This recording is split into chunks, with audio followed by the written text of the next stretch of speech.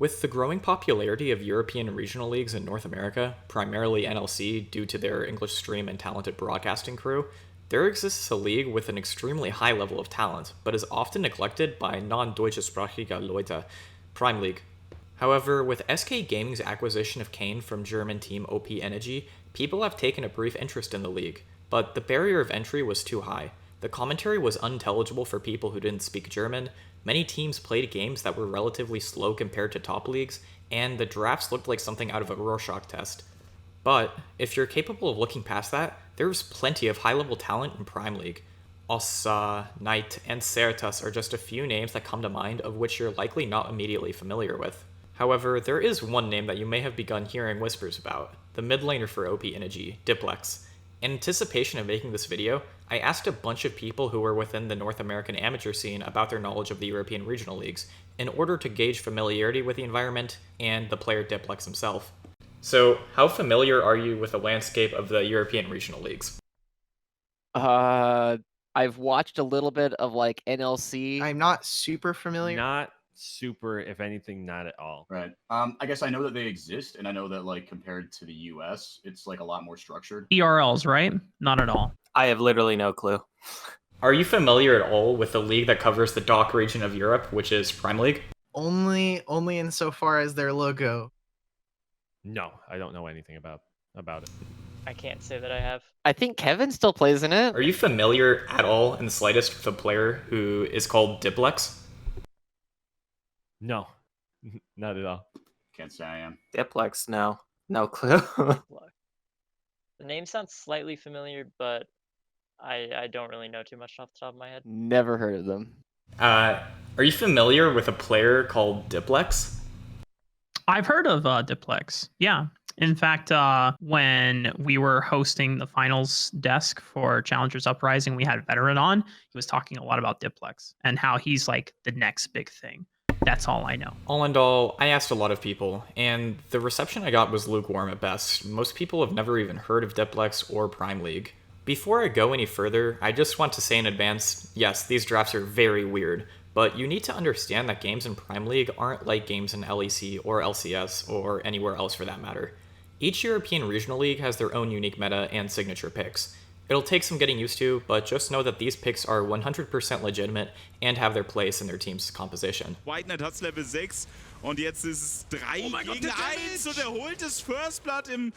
The very first thing casual observer may notice about Diplex is his expansive and off-meta champion pool. While many raw mid-lane talents are relatively confined to one style or a few picks that they're comfortable on, Diplex in contrast is extremely developed in his pool. It means something when both your Vel'Koz and Qiyana are amongst the best in the world. Out of each player in Prime League, Diplex is tied in third for most unique champion picks. But unlike Leader, he's not confined at all in playstyle, and he is way newer to the competitive scene than those above him in Knight and Shell.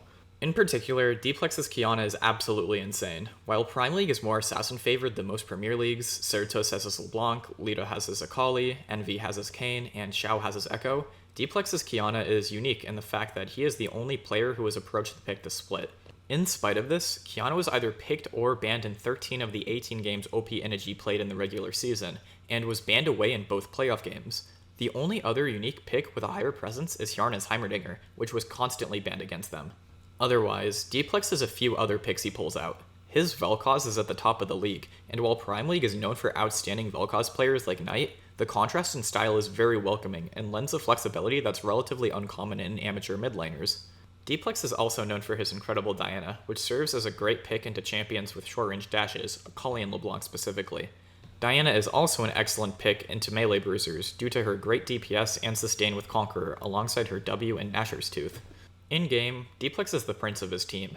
While his lane isn't spectacular, his picks aren't the type that don't really turn on until level 4 to 6 anyway. He is afforded many resources in the early stages of the game. Diplex has a high propensity to roam, and his team sets him up many kills when he roams. Kayn was an excellent jungler in Prime League, and definitely one of the best alongside Rabble.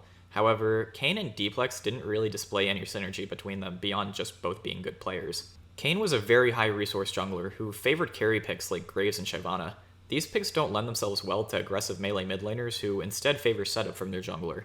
This lack of setup from either role resulted in a relatively inert early game from OP, and while they were a threat throughout the mid and late game, their lack of synergy from mid and jungle resulted in them getting run over by teams who did possess strong mid-jungle synergy. Elsewhere on the map, team captain and long-term player Raafaa has strong fundamentals and is an overall solid player, but he is prone to making boneheaded plays and results in some of the most questionable deaths I've ever seen.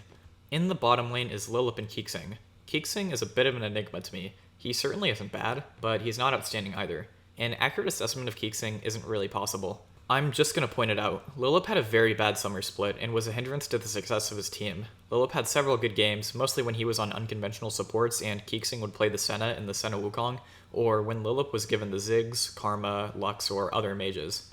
Lilip's Thresh was very underwhelming, and while he did have a solid game in the second round robin against Mouse, he was otherwise unimpressive to me. There were just too many simple movement errors or mechanical issues with him on Thresh, which I primarily focus on due to it being one of his most played champions. Don't get me wrong, Lilip isn't absolutely horrible, but compared to elsewhere on the map, I definitely think that he's the weakest player on the lineup. OP Energy's bottom lane is a particular issue when the dominant strategy in Prime League is stacking dragons, and OP is no exception. While Diplex and Kane's fundamentals allow them to set up dragons, their bottom lane's relative weakness lends them a disadvantage around the objective. It doesn't help that two resource-intensive players being in immediate geographic proximity to each other creates conflict, and two undernourished players who are each capable of carrying the game in their own right. Typically, it's actually Diplex that gets the short end of the stick in this regard. Otherwise, it's just a stylistic mismatch for OP. Raafaa is a versatile player who can fit with nearly any team, but their bottom lane is best left on the weak side, but due to the dominant meta in Prime League, weak side bottom lane is not a real option for OP. Keeksing definitely displays mechanical talent in the mid-game skirmishes, but he just isn't remarkable compared to the top ADCs in the league, who are Ossa, Yeskla, Hyanin, and Inox. In spite of these issues, Diplex is the ultimate X-factor for an OP Energy that lacks synergy with each other. Many games were brought back from the brink of destruction due to an amazing Diana flash ult around Dragon, or a key Qiyana flank that swings the game in OP's favor. While Diplex is a highlight reel player, he also holds many moments that highlight his patience too. Diplex isn't prone to getting caught or running into CC walls like other mid laners do. It's this patience that defies his age. At 17 years old, one would expect Diplex to have a reckless temperament that requires experience to cool off. This isn't the case, however. Diplex is very patient in his approach to most situations. The exception, though, is Diplex has a tendency to overplay. It may seem dramatic, but Diplex knows that he is the one his team depends on to carry the game, which results in him taking unfavorable fights when behind. I know that may seem at odds with what I previously stated, but look at it this way. Diplex is the opposite of a KDA player. While some players are fine with losing quietly and keeping their score up, Diplex is willing to throw the proverbial kitchen sink in an attempt to clutch a victory. In contrast, Diplex doesn't throw games that are already won, which is a big advantage to have in a carry role. Diplex only makes the risky plays when it's absolutely necessary, and he generally has a good read on the game state. A good example of this is in OP's Week 1 game against SK. Around the third dragon, despite OP being down in gold and Keeksing getting caught, the execution of the fight by Kane and Diplex is beautiful. Diplex uses each of his abilities to their fullest potential. Schmerzen austeilen sind und jetzt will man hier sogar noch weiterarbeiten. Der Set macht das hier wirklich gut. Die Basenwerte von Orn ebenfalls hoch, aber jetzt ist man zu viel. Man ist low, aber es ist einfach diese Überzahlsituation. Arlo ist ebenfalls down, Rock. Against ESG in Week 2, Diplex lands a fantastic Qiyana ult that crushes ESG when they try to contest the Soul Dragon. While ESG's execution of this was really bad, Diplex did a fantastic job at seizing the opportunity presented to him. Gut auf den Kopf, relativ low, Patz, aber währenddessen der Bau mit dem Kill auf Wukong. Scarlet schafft es nochmal mit seiner Mobility, mit dem Flash zu arbeiten. Sartorius, den wird man hier verkaufen. Another great example of his talent is in OP's Week 4 match against Unicorns of Love. After Raafaa gets caught mid, Diplex demonstrates his patience and allows the Unicorns into the Dragon Pit, which sets the stage for him and his teammates to collapse and execute each of them. Jetzt verdammt low abgeholt mit Kerberos, KXG, guter Position für den langsten 10. Verdammt low, kriegt aber den nächsten Kill, Agro in dem Repel hinterher, Double Kill für Diplex und das wird immer schlimmer hier für die Einhörner. KXG auch nochmal den Kill, Kerberos keine Chance, Triple Kill! Triple kill here for Diplex. Diplex in the regular season held the 4th highest KDA, and while his kill participation percentage and CS per minute were low, having Qiyana as your most played champion doesn't lend well to farming up. These statistics are also skewed by having a Nunu mid game, where he only farmed around 5 CS per minute, which is understandable, it's Nunu mid. Kane was a leader in statistics for jungle, but he also held very high kill and gold share. Meanwhile, Diplex is amongst the lowest in both statistics. An often faced criticism that OP Energy and Diplex faced in playoffs was once Kane was acquired by SK, the team completely fell apart. These comments were half facetious and half true, claiming Diplex was overhyped. However, it doesn't take much to see why. When your dominant strategy involves playing for your jungler and suddenly he's gone and has been replaced by a support main playing jungle, the team tends to have issues. Overall, Diplex is an X factor, and on top of that, he's the youngest mid laner in Prime League. He's highly mechanical and proficient on a wide range of champions, and while his statistics may not be direct evidence of his potential, the fact that he's avoided being overshadowed by Kane goes a long way in proving his capabilities as a player. Diplex needs a little bit more time. Another split to prove himself would go a long way for his reputation as a player with professional organizations. Also, I'm very interested in seeing which jungler Diplex will pair with next. Kane was a hard carry, and I would like to see the young mid laner with a jungler who is better at enabling him, rather than a jungler who takes the game into his own hands. Either way, the next split is the ultimate test for Diplex.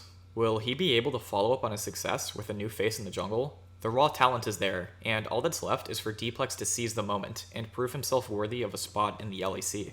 That's it from me.